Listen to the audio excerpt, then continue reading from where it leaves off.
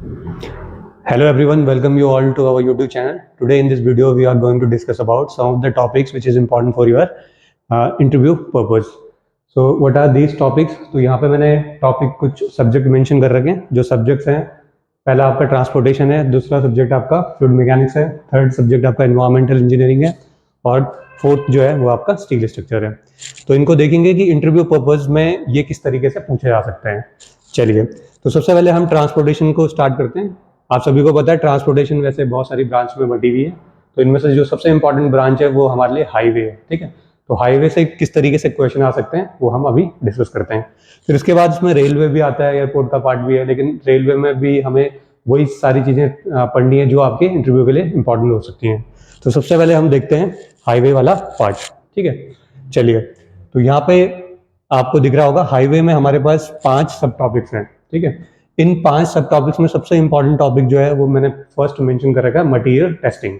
चलिए, अब इस मटेरियल टेस्टिंग में हमें करना क्या है कि जितने भी मटेरियल हाईवे में यूज होते हैं उन सब के बारे में इंफॉर्मेशन लेनी है. तो हाईवे में कौन कौन से मटेरियल यूज होते हैं, तो आपको पता है सॉयल यूज होती है क्योंकि सॉयल सब ग्रेड होता है. उसके बाद आपको पता है बेस कोर्स और सब बेस हम बनाते हैं. तो बेस कोर्स और सब बेस को बनाने के लिए हम क्या यूज करेंगे, एग्रीगेट यूज करेंगे. डिफरेंट टाइप के एग्रीगेट्स और फिलर को यूज करेंगे. ठीक है, उसके बाद टॉप लेयर्स में आपको पता है बिटुमिनस लेयर होती है, या फिर हम क्या कर सकते हैं, कंक्रीट बिछा सकते हैं. तो हमें सबसे पहले देखना है एग्रीगेट को. एग्रीगेट जो हमारे बेस कोर्स और सब बेस में लगेंगे. ठीक है, उसके बाद आपको पता है सब ग्रेड भी होता है. तो सब ग्रेड के लिए आपको सॉइल के टेस्ट भी पता होना चाहिए. ठीक है, इंपॉर्टेंट टेस्ट कौन सा होता है सॉइल के लिए, तो आप सभी को पता है सीवीआर टेस्ट हम सॉइल सब ग्रेड के लिए करते हैं. इसके बाद एग्रीगेट सॉइल. थर्ड जो मटेरियल आपके पास वो है बिटुमिन. तो बिटुमिन को आपने पढ़ना है. इसके बाद बिटुमिन के बारे में आपको इन्फॉर्मेशन लेनी है. इसके बाद क्योंकि आपको पता है कंक्रीट पेमेंट भी होता है, तो आप क्या कर सकते हो, सीमेंट कंक्रीट के बारे में भी इंफॉर्मेशन ले सकते हो. तो हमारे पास कितने मटेरियल हो गए, इन सारे मटेरियल्स की प्रिपरेशन आपको करनी है. क्लियर है. अब मैं आपको बता देता हूँ कि कौन कौन से टेस्ट आपको किस मटेरियल के लिए पढ़ने हैं. क्लियर है. सबसे पहले हम सॉइल को देखते हैं. तो सॉइल सबग्रेड के लिए हम टेस्ट करेंगे सीवीआर टेस्ट. तो आप सीवीआर के बारे में इंफॉर्मेशन ले लो कि सीवीआर होता क्या है. जैसे आप सभी को पता है सीवीआर क्या होता है, ये कंपैरिजन होता है लोड का जो सॉइल कैरी करती है और जो स्टैंडर्ड एग्रीगेट कैरी करते हैं. तो उनका रेशियो होता है आपका सीवीआर. इस सीवीआर के रेशियो के हिसाब से हम क्या करते हैं, थिकनेस ऑफ पेमेंट को डिसाइड करते हैं कि पेमेंट की थिकनेस कितनी कितनी होनी चाहिए, वो हम इस पर्टिकुलर टेस्ट से डिसाइड कर लेते हैं. उसके बाद हमारे पास एग्रीगेट है जो हम बेस कोर्स और सब बेस कोर्स में यूज करते हैं. एग्रीगेट के लिए कौन कौन सा टेस्ट इंपॉर्टेंट है, तो आपको पता है जो रोड पेमेंट होती है वहाँ पे हमें हार्डनेस की रिक्वायरमेंट ज़्यादा होती है. ठीक है, अब्रेशन वैल्यू की रिक्वायरमेंट ज़्यादा है.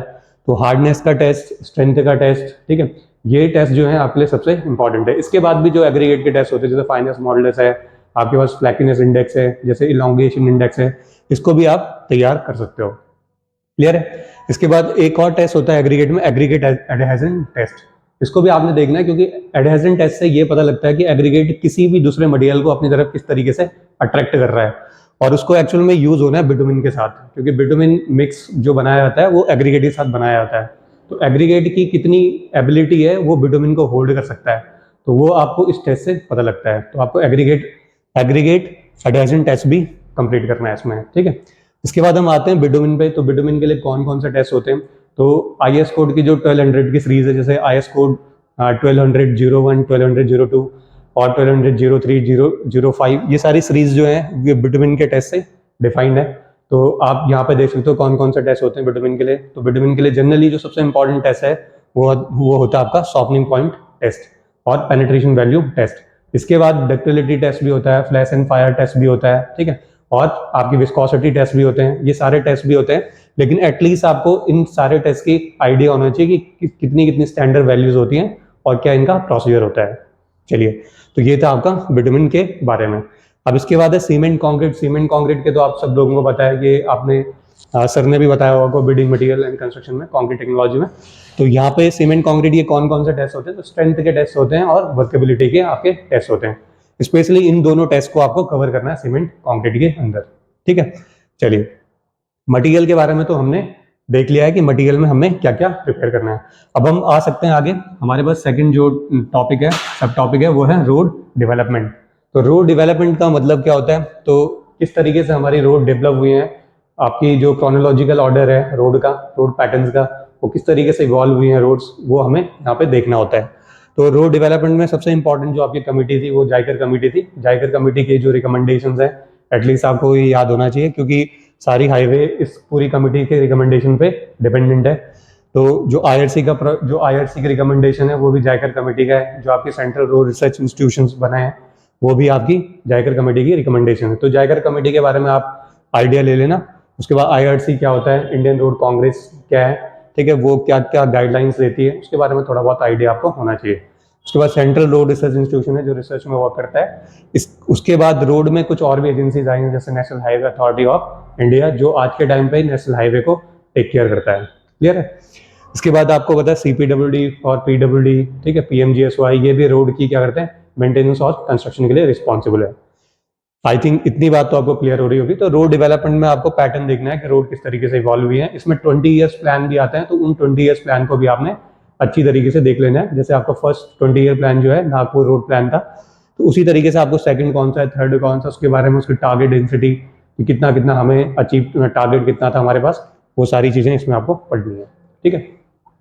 उसके बाद ज्योमेट्रिक डिजाइन है। ज्योमेट्रिक डिजाइन जो है आईआरसी के प्रोविजन से, आईआरसी के जो गाइडलाइंस है उसके हिसाब से हम डिजाइन करते हैं ज्योमेट्री, रोड की जो ज्योमेट्री होती है उसको।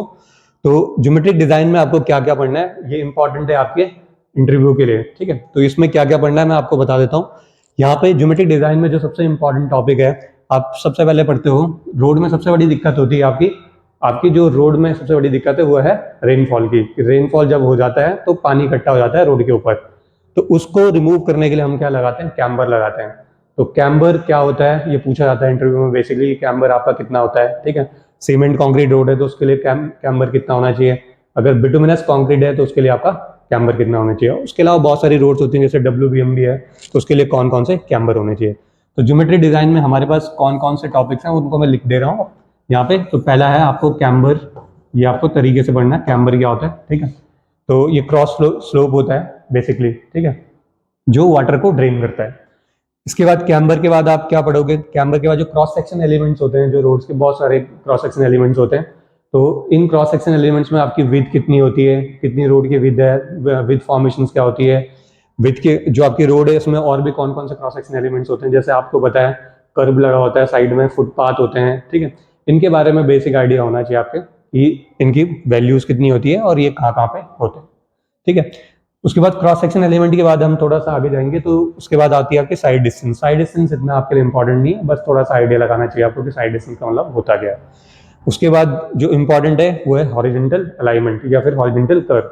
तो हॉरिजॉन्टल कर्व आपको पता ही है सब लोगों को कि जैसे आप कर्व पे ट्रैवल करते हो तो जनरली जैसी कर्व पे आप आओगे, जैसी रेडियस की कुछ ना कुछ वैल्यू होती है, वैसी हमारे जो व्हीकल्स है वो एक सेंट्रीफ्यूगल फोर्स को क्या करता है, वो सेंट्रीफ्यूगल फोर्स को एक्सपीरियंस करता है, क्योंकि उस रेडियस के वजह से क्या आ रहा है, सेंट्रीफ्यूगल फोर्स आ रहा है, तो वो हम जनरली एक्सपीरियंस करते हैं। तो जब व्हीकल ये एक्सपीरियंस करता है तो इस प्रॉब्लम को ओवरकम करने के लिए हम क्या करते हैं, सुपर एलिवेशन लगाते हैं आपके कर्व रोड पे। तो सुपर एलिवेशन क्या होता है, तो सुपर एलिवेशन के बारे में थोड़ा सा आपको आइडिया लगाना है कि सुपर एलिवेशन क्या है। तो सेकंड जो इंपॉर्टेंट टॉपिक है इसके अंदर वो है सुपर एलिवेशन। ठीक है, तो सेंट्रीफ्यूगल फोर्स के अफेक्ट को काउंटर बैलेंस करने के लिए हम क्या कर रहे हैं, सुपर एलिवेशन लगा रहे हैं। ठीक है, और इसका सिंपल मीनिंग होता है आउटर एज को इंक्रीज करना या आउटर एज के लेवल को बढ़ाना as compare to inner edge. ठीक है, तो सुपर एलिवेशन इसमें इंपॉर्टेंट है। इसके बाद आप सुपर एलिवेशन के बाद आ जाओगे तो ट्रांजिशन कर्व जो आपका होता है, ट्रांजिशन कर्व के बारे में थोड़ा बहुत आइडिया लगा देना, क्योंकि जैसे ट्रांजिशन कर्व जनरली कहाँ लगता है, स्ट्रेट रोड्स और सर्कुलर कर्व के बीच में लगता है। और इस ट्रांजिशन कर्व का मेन काम क्या होता है, जो जर्क या सडन फोर्सेस आ रहे हैं उनको क्या करना, मिनिमाइज करना। ठीक है, मतलब सेंट्रीफ्यूगल फोर्स के इफेक्ट को कम करना, और वो हम जनरली ट्रांजिशन कर्व पे ही सुपर एलिवेशन को लगाना शुरू करते हैं। ठीक है, इसके बाद हम थोड़ा बहुत अगर इसमें देखोगे हॉरिजॉन्टल अलाइनमेंट, तो एक्स्ट्रा वाइडनिंग का भी पार्ट आता है, उसके बारे में भी आपको आइडिया होना चाहिए। एक्स्ट्रा वाइडनिंग क्या होती है, ऑफ ट्रैकिंग क्या होती है, ये भी पूछे जाते हैं। बाद हॉरिजॉन्टल अलाइनमेंट के बाद अगर हम बात करें ज्योमेट्री डिजाइन में, तो यहाँ पे एक और टॉपिक आता है वर्टिकल अलाइनमेंट या वर्टिकल कर्व। तो वर्टिकल कर्व को भी आपने ध्यान में रखना है, कौन कौन से कर्व हो सकता है, सबमिट कर्व हो सकता है, वैली कर्व हो सकता है। इनमें जो सबसे इंपॉर्टेंट है वो है कि आपके जो डिफरेंट टेरेन्स होती हैं उनके हिसाब से आपके ग्रेडियंट कितने होने चाहिए, क्योंकि ग्रेडियंट का यहाँ पे इंपॉर्टेंट रोल होता है। तो डायरेक्टली क्वेश्चन पूछा जाता है कि सपोज दैट आप हिली टेरिन में हो या हिली रीजन में हो, तो आप बताइए कि आपके पास कितना ग्रेडियंट होना चाहिए, ठीक है। तो ये आप वैल्यू आप ध्यान में रखना कौन कौन सी होती है किसी पर्टिकुलर टेरिन के हिसाब से, ये आप कर लेना इसको, ठीक है। अब हम आगे चलते हैं ट्रैफिक इंजीनियरिंग। ये तो इंपॉर्टेंट नहीं है आपके लिए ट्रैफिक इंजीनियरिंग, तो इसको आप अवॉइड कर सकते हो। ट्रैफिक इंजीनियरिंग तो इसको आप अवॉइड कर सकते हो। ट्रैफिक इंजीनियरिंग में अगर आपको पढ़ना है तो थोड़ा बहुत साइन के बारे में पढ़ लेना, साइन जो होते हैं, डिफरेंट टाइप ऑफ साइन।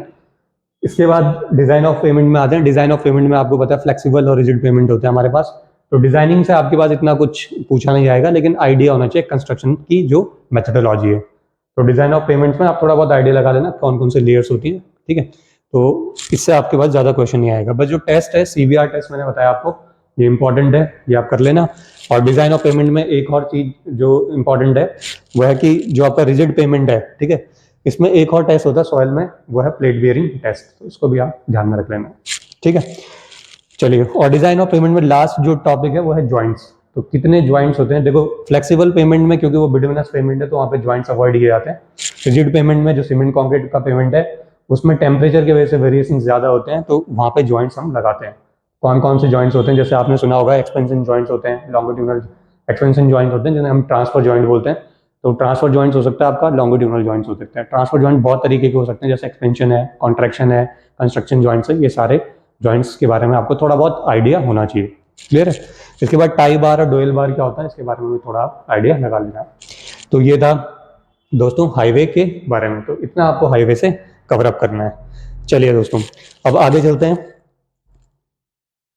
आगे शुरू करते हैं इन्वायरमेंट इंजीनियरिंग को। तो इन्वायरमेंट इंजीनियरिंग जैसे आप सभी को पता है, ये दो पार्ट में बटी हुई है, या दो पार्ट में क्लासिफिकेशन हो रखा है इसका। एक तो है रॉ वाटर, जिसको आप ड्रिंकिंग वाटर भी बोल सकते हो, और दूसरा है वेस्ट वाटर। तो रॉ वाटर जो आप नदी से लेके आ रहे हो, जो झील से लेके आ रहे हो, इसको आपको पहले क्या करना पड़ेगा, ट्रीट करना पड़ेगा। तो सबसे पहले हम क्या करेंगे, हम इसकी क्वालिटी को चेक करेंगे कि कितना ट्रीटमेंट हमको इसको देना है। तो हमारे पास जो सबसे इंपॉर्टेंट टॉपिक हो जाता है वो ट्रीटमेंट है, लेकिन उससे पहले हम क्या करते हैं, टेस्टिंग कर देते हैं कि क्वालिटी क्या होनी चाहिए आपकी वाटर की। तो टेस्टिंग में जैसे आप पढ़ते हो, क्वालिटी टेस्टिंग का मतलब क्या है, क्वालिटी चेक करना, ठीक है। तो क्वालिटी में कौन कौन से आते हैं, तो हमारे पास वेरियस पैरामीटर आ सकते हैं जो हमें क्वालिटी बता सकते हैं किसी भी वाटर की, ठीक है। तो देखिए यहाँ पे आपके पास different types of quality mention होती है, जैसे फिजिकल वाटर क्वालिटी पैरामीटर आपने सुने होंगे, केमिकल वाटर क्वालिटी पैरामीटर आपने सुने हैं, ठीक है, वैसे बायोलॉजिकल आपने सुने होंगे। तो ये सारे क्वालिटी पैरामीटर हैं जो आपको देखने हैं। तो इनमें से कौन सा इंपॉर्टेंट है वो मैं आपको बता देता हूँ। जैसे देखो फील्ड टेस्ट के पॉइंट ऑफ व्यू से बताऊंगा आपको। तो फिजिकल वाटर क्वालिटी पैरामीटर में आपको टर्बिडिटी क्या होती है, टर्बिडिटी रोड, थोड़ा बहुत आइडिया लगाना है इसका। और फिजिकल वाटर क्वालिटी पैरामीटर मतलब इसका मतलब होता है कि जो चीज आप देख सकते हो वाटर में, ठीक है, जो आप इजिली अपने नेक्ड आई से देख सकते हो, वो क्वालिटी चेक करनी है आपको। तो आप जनरली क्या कर सकते हो, टर्बिडिटी देख सकते हो, सस्पेंडेड सॉलिड देख सकते हो, मतलब सॉलिड्स देख सकते हो, ठीक है, ऑर्डर देख सकते हो, कलर देख सकते हो, टेम्परेचर, ये सारी चीजें क्या आ सकती हैं हमारी फिजिकल वाटर क्वालिटी पैरामीटर में आ जाती हैं। उसके बाद केमिकल और टेम्परेचर के बारे में थोड़ा बहुत आइडिया लगाना है। टेम्परेचर कितना हो, जैसे 10 to 25 डिग्री सेल्सियस हमारे लिए परमिसिबल टेम्परेचर है, तो उस पर्टिकुलर टेम्परेचर में हमें डील करनी पड़ती है टेस्टिंग की। उसके बाद केमिकल पे आते हैं हम। केमिकल वाटर क्वालिटी पैरामीटर में क्या देखना है आपको, तो जनरली जैसे वाटर में एल्कलिनिटी प्रेजेंट होती है, हार्डनेस प्रेजेंट होती है, ठीक है, और आपकी नाइट्रोजन प्रेजेंट होती है, क्लोराइड्स प्रेजेंट होती हैं। तो डिफरेंट टाइप के आपके केमिकल्स किसी पर्टिकुलर वाटर के अंदर प्रेजेंट हो सकते हैं। तो उनकी क्वांटिटी कितनी है, तो ये भी आपको ध्यान में रखना है। तो इसके बारे में भी आपको हल्का सा आइडिया होना चाहिए। उसके बाद बायोलॉजिकल वाटर क्वालिटी पैरामीटर है, इसमें हम पता करते हैं कि एक्चुअल में हमारी जो वाटर है उसके अंदर कितने पैथोजेंस है, ठीक है, या कितने माइक्रो ऑर्गेनिज्म है, जो हार्मफुल माइक्रो ऑर्गेनिज्म है, उनकी क्वांटिटी को निकालते हैं हम बायोलॉजिकल वाटर क्वालिटी पैरामीटर में, ठीक है। चलिए, तो आई थिंक टेस्ट के बारे में आपको पता लग गया होगा क्वालिटी में क्या क्या चीजें देखनी है। इसके बाद हम ट्रीटमेंट में आते हैं। ट्रीटमेंट की जो प्रोसेस है, ट्रीटमेंट कैसे करोगे आप वाटर को, तो आप सभी लोगों को पता है ट्रीटमेंट की जो यूनिट्स हैं वो सबसे इंपॉर्टेंट है। और वो ट्रीटमेंट की जो भी यूनिट्स हैं वो एक्चुअल में इस चीज पर डिपेंडेंट होती हैं कि जो क्वालिटी ऑफ वाटर आप quality of water treatment plant के अंदर लेके जा रहे हो, ठीक है, वो किस तरीके का। क्योंकि ऑब्वियसली अगर आपके पास अच्छा क्वालिटी का वाटर है तो आपकी जो ट्रीटमेंट यूनिट्स होंगी वो ऑब्वियसली कम होंगी, ठीक है। तो ये सारी ट्रीटमेंट की जो यूनिट है डिपेंड करती है क्वालिटी ऑफ वाटर पे। तो कौन कौन से ट्रीटमेंट की यूनिट होती है वो देख लेते हैं। देखो ट्रीटमेंट की जो यूनिट्स होती हैं आप सभी लोगों को पता है, स्क्रीन लगाते हैं हम पहले। स्क्रीन का काम क्या होता है, हैवी और सस्पेंडेड पार्टिकल्स को रिमूव करना। उसके बाद हम एयरेशन के लिए एयरेशन चैम्बर लगाते हैं, ठीक है, या फिर आप एयरेटर भी लगा सकते हो, ठीक है। जनरली एयरेशन और एयरेशन जो टैंक है, ठीक है, इसका मेन पर्पज होता है एयर सप्लाई करना। मतलब कभी कभी क्या होता है, वाटर में एयर की डेफिशिएंसी होती है, ऑक्सीजन की डेफिशिएंसी होती है, तो ऑक्सीजन को सप्लाई करने के लिए हम क्या करते हैं, एयरेशन करवा देते हैं, ठीक है। एयरेशन के बाद हमारे पास क्या होता है, प्रोसीजर होता है कि हम सेडिमेंटेशन कर सकते हैं, लेकिन हम सेडिमेंटेशन दो तरीके से कर सकते हैं, ठीक है, दो तरीके से कर सकते हैं, या तो सेडिमेंटेशन कोगुलेशन एडिड सेडिमेंटेशन करें, या तो फिर प्लेन सेडिमेंटेशन करें। तो हम सेडिमेंटेशन कर सकते हैं। जो मेजर यूनिट्स है ना, मैं सिर्फ वही लिखा रहा हूँ यहाँ पे स्क्रीन। इसके बाद यूनिट जो मैं लिखा हूँ इंपॉर्टेंट है, वो है सेडिमेंटेशन। इससे पहले आप एयरेशन में लगा सकते हो, वो डिपेंड करता है कि क्वालिटी आपकी वाटर की किस तरीके की, ठीक है। तो सेडिमेंटेशन में हम कोगुलेशन भी कर सकते हैं, कोगुलेशन एडिड और प्लेन सेडिमेंटेशन भी कर सकते हैं। पार्टिकल का साइज बहुत कम है, ठीक है, जो स्क्रीन से पास हो रहा है, तो तब आप डायरेक्टली क्या कर सकते हो, कोगुलेशन एडिड सेडिमेंटेशन कर सकते हो। मतलब कोगुलेशन चैम्बर लगाना पड़ेगा, फिर फ्लोकुलेशन चैम्बर लगाना पड़ेगा, और फिर सेडिमेंटेशन चैम्बर में आपको पानी लेके जाना पड़ेगा। पर ये सिर्फ तभी होता है जब स्क्रीन के बाद पानी क्या आ रहा है, पानी में पार्टिकल के साइज क्या है, छोटे छोटे हैं। पार्टिकल के साइज अगर नॉर्मल है तो फिर आप डायरेक्टली प्लेन सेडिमेंटेशन कर सकते हो। क्लियर है। सेडिमेंटेशन के बाद आपके पास मेजर यूनिट क्या है, फिल्टरेशन, ठीक है। तो आपको फिल्टरेशन करनी पड़ती है। तो फिल्टरेशन के लिए आपके पास डिफरेंट टाइप के फिल्टर्स होते हैं। ग्रेविटी फिल्टर हो सकता है, प्रेशर फिल्टर हो सकता है। ग्रेविटी फिल्टर में आपने सुना होगा स्लो सैंड फिल्टर और रैपिड सैंड फिल्टर। जनरली अगर आपको हायर एक्यूरेसी चाहिए, ठीक है, मतलब आपको बायोलॉजिकल एफिशिएंसी बहुत ज़्यादा चाहिए, तो आप क्या करते हो, स्लो सैंड फिल्टर लगा देते हो। लेकिन उसमें डिसएडवांटेज भी है कि ज़्यादा लोगों के लिए फिर ये वाटर देता नहीं है हर दिन। क्लियर है। तो rapid sand filter generally use किया जाता है ट्रीटमेंट यूनिट्स में। उसके बाद फिल्ट्रेशन के बाद आप डिसइंफेक्शन पे आ सकते हो। तो ये एक और यूनिट है डिसइंफेक्शन, जो हमारी लगती है ट्रीटमेंट में। डिसइंफेक्शन में हम क्या करते हैं, जो भी हार्मफुल माइक्रो ऑर्गेनिज्म बचे हुए हैं उनको रिमूव करने की कोशिश करते हैं। तो क्लोरीन ऐड कर देते हैं उसमें, ठीक है, सिस्टम में। बहुत जगह क्लोरीन की जगह ओजोन भी ऐड करते हैं। तो वो डिपेंड है कि कौन सी कंट्री किस चीज़ को यूज़ कर रही है। हमारे यहाँ क्लोरीन यूज़ किया जाता है क्योंकि जिस रीजन में हमें ट्रॉपिकल रीजन में है, तो ट्रॉपिकल रीजन में क्लोरीन इफेक्टिव है। क्लियर है। तो डिसइंफेक्शन, इसके बाद भी सपोजेड कुछ हमारे पास इंप्योरिटी बच जाती है, जैसे हार्डनेस बच जाती है, तो हम उसको भी रिमूव कर सकते हैं, ठीक है। उसको भी रिमूव करने के तरीके हैं। सपोजेड सैलिनिटी आ जाती है वाटर में, तो उसको भी हम रिमूव कर सकते हैं। तो डीसैलिनेशन की प्रोसेस भी होती है बहुत सारी, तो इन यूनिट्स को भी लगा सकते हैं। क्लियर है। पर जो मेन यूनिट्स है वो यही है आपकी, जो मैंने आपको लिखा दी। चलिए, तो ये थी ट्रीटमेंट्स ऑफ वाटर। अब जब आप ट्रीटमेंट्स को कंप्लीट कर लोगे, फिर वेस्ट वाटर में आ सकते हो। वेस्ट वाटर में अगेन क्वालिटी सिंपल, चेक करने का तरीका सेम है। पर यहाँ पे जब आप वेस्ट वाटर में आते हो तो दो चीजें हैं आपको, एक पैरामीटर है बीओडी और एक पैरामीटर है सीओडी। इन दो पैरामीटर के बारे में ध्यान में रखना है। बीओडी क्या होता है, बीओडी का सिंपल मीनिंग होता है कि ऑक्सीजन रिक्वायर्ड, ठीक है, या फिर बोल सकते हो कि oxygen required to decompose biodegradable organic matter. तो ये सिंपल है, ये सिंपल ऑक्सीजन रिक्वायर्ड होती है जो कि बायोलॉजिकल या बायोडिग्रेडेबल ऑर्गेनिक मैटर को डिकम्पोज कर सकती है, ठीक है। सीओडी का सिंपल मीनिंग क्या होता है कि ये ऑक्सीजन रिक्वायर्ड होती है जो कि बायोडिग्रेडेबल और नॉन बायोडिग्रेडेबल ऑर्गेनिक मैटर दोनों को डिकम्पोज कर सकती है। तो थोड़ा बहुत आइडिया होना चाहिए बीओडी को मेजर करने का तरीका क्या है। तो डाइल्यूशन इसका मेजर करने का तरीका है, और आपके पास सीओडी को मेजर करने का तरीका क्या है। तो इसके लिए हम क्या करते हैं, क्रोमेट टेस्ट करते हैं, ठीक है, डाइक्रोमेट टेस्ट करते हैं। तो जनरली हमारे पास ये डिजॉल्व ऑक्सीजन क्या होती है, इसके बारे में भी थोड़ा बहुत आइडिया लगा देना। डिजॉल्व ऑक्सीजन क्या होती है, ठीक है, डीओ होती है। इसको किस तरीके से मेजर करते हैं, तो विंकलर टेस्ट होता है हमारे पास, उससे हम मेजर करते हैं। उसके बाद सीवर पे आ जाते हैं, ठीक है। सीवर किस तरीके का होता है, सीवर का मेन काम क्या है, तो वेस्ट वाटर को क्या करता है, कैरी करता है। सीवरेज सिस्टम क्या होता है, ठीक है, सीवरेज सिस्टम का मतलब क्या है, सीवर को कलेक्ट करने की जो प्रोसेस है, ठीक है।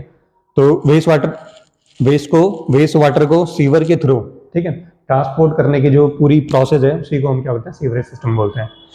कितना क्लियर है। सीवर में जनरली आपको थोड़ा बहुत आइडिया लगाना है कि वाटर डिस्ट्रीब्यूशन, जो वाटर को, जो पानी के पाइप होते हैं और जो वेस्ट वाटर को कैरी करने वाले पाइप हैं, उनकी लेइंग किस तरीके से हो सकती है, थोड़ा बहुत इसके बारे में आप आइडिया लगा लेना। और सभी लोगों को पता है सीवर क्या होता है, जनरली एक ओपन चैनल फ्लो का एग्जाम्पल है, ठीक है। अब ट्रीटमेंट ऑफ वेस्ट वाटर, इसके बाद जब आप आगे आ जाओगे तो फिर ट्रीटमेंट पे आ सकते हो आप, ट्रीटमेंट ऑफ वेस्ट वाटर। अब ट्रीटमेंट पे डिपेंडेंट होगा कि क्वालिटी किस तरीके से वेस्ट वाटर। तो वेस्ट वाटर की क्वालिटी मैक्सिमम केस में क्या होती है, खराबी होती है, ठीक है। तो ट्रीटमेंट यूनिट्स कौन कौन सी लग सकती हैं इसमें, तो ट्रीटमेंट यूनिट्स के लिए आप कौन कौन सी यूनिट्स लगा सकते हो। तो यहाँ पे भी सेम होता है, स्क्रीन्स और आपकी स्क्रीन्स लगती हैं। तो यहाँ पे भी फर्स्ट यूनिट जो है स्क्रीन लगेगी आपकी। दूसरी जो यूनिट्स होगी वो देखो, फर्स्ट यूनिट आपकी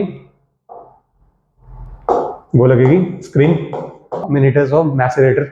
उसके बाद आप स्किमिंग टैंक भी लगाते हो, फ्लो इक्वलाइजेशन चैम्बर भी लगाते हो। तो ये जनरली एक्चुअल में ये लगाते हैं, ये फ्लो इक्वलाइजेशन चैम्बर इसलिए लगाते हैं क्योंकि एक्चुअल में जो डिस्चार्ज हम आगे लेके जा रहे हैं ना वो हमें कांस्टेंट चाहिए, तो उस डिस्चार्ज को कांस्टेंट बनाने के लिए हम फ्लो इक्वलाइजेशन चैम्बर लगाते हैं, ठीक है। स्किमिंग टैंक का मेन पर्पस क्या होता है, जो भी आपकी ऑयल एंड ग्रीस है उसको रिमूव करना है, ठीक है। तो स्क्रीन के बाद आप स्किमिंग टैंक्स को लगा सकते हो, ठीक है। उसके बाद आप फ्लो इक्वलाइजेशन चैम्बर को भी लगा सकते हो। इसके बाद जब आप ये लगा लोगे, इसके बाद आप लगा सकते हो क्लैरिफायर। तो आप क्लैरिफायर, इसका मतलब क्या होता है, प्राइमरी सेडिमेंटेशन टैंक। तो यहाँ पे आपका लगेगा स्क्रीन के बाद पीएसटी, ठीक है, प्राइमरी सेडिमेंटेशन टैंक या प्राइमरी सेटलिंग टैंक या प्राइमरी क्लैरिफायर, ठीक है। तो पता लग गया होगा, आइडिया लग गया होगा आपको। स्क्रीन के बाद क्या लगे, मैसेरेटर और कॉम्बिनेटर्स, देन स्किमिंग टैंक और देन आपका flow equalization chamber, then PST. PST के बाद जो पानी आएगा वो किस में जाएगा, सेकेंडरी बायोलॉजिकल यूनिट में। तो पीएसटी के बाद जो पानी कहाँ चला जाएगा, सेकेंडरी बायोलॉजिकल यूनिट में। अब ये सेकेंडरी बायोलॉजिकल यूनिट होती है, ये थोड़ा इंपॉर्टेंट होती है क्योंकि एक्चुअल में हमारा अल्टीमेट गोल क्या होता है पूरे वेस्ट वाटर में, कि ऑर्गेनिक मैटर की डिकम्पोजिशन कराना, ठीक है। तो सेकेंडरी अभी तक जो था ना वो सेटिस्फिकेशन कराता था इनऑर्गेनिक मटेरियल का, और सेकेंडरी बायोलॉजिकल यूनिट क्या करेंगे, ऑर्गेनिक मैटर को सेटिस्फाई करेंगे। तो यहाँ पे कौन कौन से यूनिट हो सकते हैं, इनके एग्जाम्पल क्या है, एसबीयू के, सेकेंडरी बायोलॉजिकल यूनिट के। तो आपने सुना होगा ट्रिकलिंग फिल्टर, इसका एग्जाम्पल है ट्रिकलिंग फिल्टर। इसका एग्जाम्पल है एएसपी, एक्टिवेटेड स्लेज प्रोसेस, ठीक है। और भी बहुत सारी यूनिट्स हो सकती हैं, लेकिन ये दो इंपॉर्टेंट यूनिट है। इसके बाद सेकेंडरी बायोलॉजिकल यूनिट के बाद पानी कहाँ चला जाता है, एसएसटी में या फिर सेकेंडरी क्लैरिफायर में। एसएसटी में हम जनरली क्या करते हैं, जो भी हमारे पास स्लज बना, जो भी हमारे पास बड़े साइज के जो भी डिकम्पोज मटेरियल है बड़े साइज के, उनको सेटल कराना, ठीक है, ये पर्पज होता है एसएसटी का, ठीक है। एसएसटी में जब आपने ये काम कर लिया, इसके बाद पानी एसएसटी के बाद कहाँ चला जाएगा, डायरेक्टली एफिलेंट की फॉर्म में आप इसको डिस्पोज कर सकते हो, ठीक है। और या फिर आपको और भी अच्छी क्वालिटी चाहिए तो आप 3rd डिग्री ट्रीटमेंट इसमें कर सकते हो, केमिकल ट्रीटमेंट कर सकते हो। तो आई थिंक थोड़ा बहुत आइडिया लग गया होगा आपको एनवायरमेंट में कि क्या क्या पढ़ना है आपको। तो ट्रीटमेंट से कौन कौन सी चीज़ें पढ़नी है, थोड़ा बहुत आइडिया लगाना है कि कौन कौन से चैम्बर में क्या क्या प्रोसेस चलती है, ठीक है। चलिए, और जो इंपॉर्टेंट टर्म्स हैं उनको भी ध्यान में रखना है आपको। चलिए, तो ये पार्ट था आपका एनवायरमेंट का। चलिए दोस्तों, फिर आगे चलते हैं। इसके बाद जो नेक्स्ट पार्ट है वो है आपका फ्लूइड मैकेनिक्स का। तो जैसे कि अगर आप थोड़ा बहुत आइडिया भी लगाओगे, खुद से भी देखोगे, तो फ्लूइड मैकेनिक्स से जनरली काफ़ी कम चांसेस हैं इससे क्वेश्चन पूछने के, क्योंकि एक्चुअली ये रिसर्च बेस्ड सब्जेक्ट है। तो रिसर्च बेस्ड सब्जेक्ट में आपसे सिर्फ डेफिनेशन पूछी जा सकती है कि थोड़ा बहुत कि फ्लूइड में यूज होने वाली प्रॉपर्टीज कौन कौन सी हैं। तो यहाँ पे हमें क्या दिख रहा है, सबसे पहले मैंने यहाँ पे सब टॉपिक्स लिखे हैं, इसके अंदर कौन कौन से यूनिट्स हैं जिसको आपको कवर करना है। इसमें जो सबसे इंपॉर्टेंट यूनिट है आपके लिए वो है प्रॉपर्टीज ऑफ फ्लूइड, कि मास डेंसिटी कितनी होती है, यूनिट वेट कितना होता है, ठीक है, वेट डेंसिटी कितनी होती है, स्पेसिफिक वॉल्यूम कितना होता है, विस्कोसिटी क्या है, ठीक है, ये सारी चीजें पता करनी है। सरफेस टेंशन क्या होता है, कैपिलरिटी क्या होता है, कोहेजन क्या होता है, तो इसके बारे में थोड़ा बहुत आइडिया लगा लेना आप लोग, ठीक है। प्रॉपर्टीज से ये सारी चीजें पढ़नी है। उसके बाद प्रेशर, ये भी इंपॉर्टेंट है, इसमें भी थोड़ा बहुत आप आइडिया लगाना है प्रेशर मेजरमेंट के तरीके, ठीक है। तो जैसे आप सब लोगों को पता है, पीजोमीटर जनरली हम यूज करते हैं, ठीक है। पीजोमीटर एक डिवाइस है जिसको जनरली हम प्रेशर को मेजर करने के लिए यूज करते हैं, ठीक है, स्पेशली गेज प्रेशर। उसके बाद आपने मैनोमीटर भी पढ़ा होगा, ठीक है, तो मैनोमीटर भी यूज करते हैं प्रेशर को मेजर करने के लिए। उसके बाद आपको बायोन्सी दिख रही है, ठीक है, बायोन्सी एंड फ्लोटेशन। इसमें जनरली इससे क्वेश्चन पूछने के कम ही चांस है, लेकिन फिर भी आपको थोड़ा बहुत आइडिया होना चाहिए मेटा सेंटर क्या होता है, ठीक है, मेटा सेंटर के बारे में थोड़ा बहुत आइडिया आपको लगाना होगा। इसके बाद फ्लूइड काइनेमेटिक्स है, ये बिल्कुल भी इंपॉर्टेंट नहीं है आपके लिए, ठीक है। इसके बाद फ्लूइड काइनेमेटिक्स में सिर्फ फ्लो के बारे में इंपॉर्टेंट हो सकता है कि लेमिनार फ्लो क्या है, टर्बुलेंट फ्लो क्या है, study unsteady, uniform non uniform, ठीक है, इसके बारे में थोड़ा बहुत आप देख लेना। उसके बाद है फ्लूइड डायनेमिक्स। फ्लूइड डायनेमिक्स में वेंचुरीमीटर का काम क्या है, ठीक है, तो आपकी जो बर्नौली इक्वेशन है, ठीक है, जो एनर्जी इक्वेशन है उसके बारे में थोड़ा बहुत पता होना चाहिए। एनर्जी इक्वेशन मतलब सारे पॉइंट पे आपकी क्या होनी चाहिए, एनर्जी कांस्टेंट होनी चाहिए, एनर्जी हेड क्या होनी चाहिए, कांस्टेंट होना चाहिए। तो बर्नौली इक्वेशन क्या है, उसके बाद उसकी एप्लीकेशंस क्या है, तो venturimeter, pitot tube, orifice meter, ये सारे फ्लूइड डायनेमिक्स के पार्ट है। उसके बाद लेमिनार फ्लो का एनालिसिस है, तो इसमें आपको ज़्यादा पढ़ना नहीं, बस लेमिनार फ्लो के बारे में आइडिया। तो टर्बुलेंट फ्लो है। उसके बाद डायमेंशन एनालिसिस है, ये भी आपके लिए इतना इंपॉर्टेंट नहीं है, बस इसमें थोड़ा सा आपको जो आपके नंबर्स होते हैं, शॉर्ट नंबर हमारे पाइप फ्लो में लगता है, शॉर्ट नंबर हमारे ओपन चैनल फ्लो में लगता है, ठीक है। इसी तरीके से इनकी जो इनके पर्टिकुलर एप्लीकेशंस है उनको भी आपको देखना है। इसके बाद पाइप फ्लो पे आ जाते हैं। पाइप फ्लो में भी इससे ज़्यादा क्वेश्चन आने के भी ज़्यादा चांसेस नहीं, पर हल्का सा आइडिया आना चाहिए आपको, सीरीज कनेक्शन, पैरेलल कनेक्शन किस तरीके से होते हैं। इसके बाद बाउंड्री लेयर है, ये भी आपके लिए इंपॉर्टेंट नहीं है, ठीक है। तो आई थिंक फ्लूइड मैकेनिक्स में भी आपको आइडिया लग गया होगा। तो चलिए दोस्तों आगे चलते हैं। इसके बाद है आपका नेक्स्ट जो इम्पॉर्टेंट टॉपिक है ओपन चैनल फ्लो और हाइड्रोलिक मशीन और पंप। इससे क्वेश्चन पूछने की टेंडेंसी है ज़्यादा, ठीक है। या फ्लूइड मैकेनिक्स से क्वेश्चन पूछने की उतनी ज़्यादा प्रोबेबिलिटी नहीं है, लेकिन इससे क्वेश्चन आ सकते हैं आपके पास। तो सबसे पहले ओपन चैनल फ्लो के बारे में बताऊंगा मैं।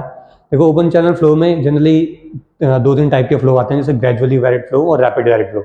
स्पेशली आप इन दो फ्लो को देख लेना, ठीक है। स्पेशली वैरिड फ्लो भी होता है, लेकिन rapid varied flow, gradually varied flow क्या होता है, थोड़ा बहुत इसके बारे में आइडिया लगा लेना। स्पेसिफिक एनर्जी क्या होती है, तो ये चीज़ें भी आप देख के चले जाना। इसके बाद हम हाइड्रोलिक मशीन और पंप की बात करें। मशीन में आपको क्या पढ़ना है, तो मशीन में आपको जनरली कौन से टरबाइन कहाँ पे, टरबाइन्स क्या होती हैं, टरबाइन का काम क्या होता है, ठीक है। तो टरबाइन कितने टाइप की होती हैं, टाइप ऑफ टरबाइन्स, और आज के टाइम पे किस टरबाइन को हम प्रेफर कर रहे हैं, ठीक है। तो जनरली क्या हो गया, आज के टाइम पे हम प्रोपेलर और कैप्लान की तरफ आ चुके हैं, ठीक है। फ्रांसिस टरबाइन से हम डायरेक्टली कहाँ आ गए, प्रोपेलर एंड कैप्लान। पहले पैटर्न भी यूज होती थी, लेकिन वो हाई हेड टरबाइन है, उसके लिए आपको ज़्यादा हेड बनाने की जरूरत होती है। उसके बाद पंप है। पंप में थोड़ा बहुत उसकी मैकेनिज्म बिल्कुल उल्टा होता है, पंप किसके, टरबाइन के। तो जो काम मशीन करती है उसका बिल्कुल हाइड्रोलिक टरबाइन करती है, उसका बिल्कुल उल्टा काम कौन करता है, पंप, ठीक है। रेसिप्रोकेटिंग पंप क्या होता है, सेंट्रीफ्यूगल पंप क्या होता है, कहाँ कहाँ पर प्रैक्टिकली ये लग सकते हैं। चलिए अब इसके बाद नेक्स्ट टॉपिक की तरफ चलते हैं, नेक्स्ट सब्जेक्ट की तरफ चलते हैं, वो है आपका स्टील स्ट्रक्चर। सकते हैं यहाँ से, वो हम देख लेते हैं। देखिए स्टील स्ट्रक्चर में हमारे पास 4 जो टॉपिक्स हैं, 4 सब टॉपिक्स हैं, इनको आपने थोड़ा बहुत इनके बारे में आइडिया लगाना है, क्योंकि एक्चुअली में अगर उसमें कभी क्वेश्चन पूछ लिया कि टेंशन मेंबर का एग्जांपल बताओ और आप ये क्वेश्चन का आंसर भी नहीं बता पा रहे हो, तो ये ठीक है सही नहीं है। तो टेंशन मेंबर के एग्जाम्पल क्या हो सकते हैं, जैसे एंगल सेक्शन लग सकता है, आपका चैनल सेक्शन लग सकता है, तो कुछ इसके एग्जाम्पल आप देख लेना। वैसी कंप्रेशन मेंबर के देख लेना, वैसी फ्लेक्सिबल मेंबर के भी देख लेना। Connection, various type of connection होते हैं, जैसे आपने पढ़ा होगा वेल्डेड कनेक्शन होता है, बोल्टेड कनेक्शन हो सकता है, रेविटेड कनेक्शन हो सकते हैं, पिन कनेक्शन होते हैं, बहुत डिफरेंट टाइप के कनेक्शन होते हैं। आज के टाइम पे हम प्रेफर करते हैं बोल्ट कनेक्शन और वेल्डेड कनेक्शन को, ठीक है। रेविटेड कनेक्शन क्या हो गया, थोड़ा सा ऑब्सोलीट हो चुका है, क्योंकि उसकी वजह से स्ट्रक्चर का वेट क्या हो जाता है, भारी हो जाता है, ठीक है। दूसरी बात है, जो सबसे इंपॉर्टेंट बात है, स्टील स्ट्रक्चर इंडिया में, स्टील स्ट्रक्चर का स्कोप क्या है, ठीक है। तो इसके बारे में थोड़ा आप सर्च करके देख लेना कि स्कोप क्या है स्टील स्ट्रक्चर का, कहाँ कहाँ पे इसको यूज किया जा रहा है, ठीक है। इसके साथ डिसएडवांटेज सिर्फ हमारे पास एक ही है कि इसकी कॉस्ट क्या हो सकती है, ज़्यादा होती है।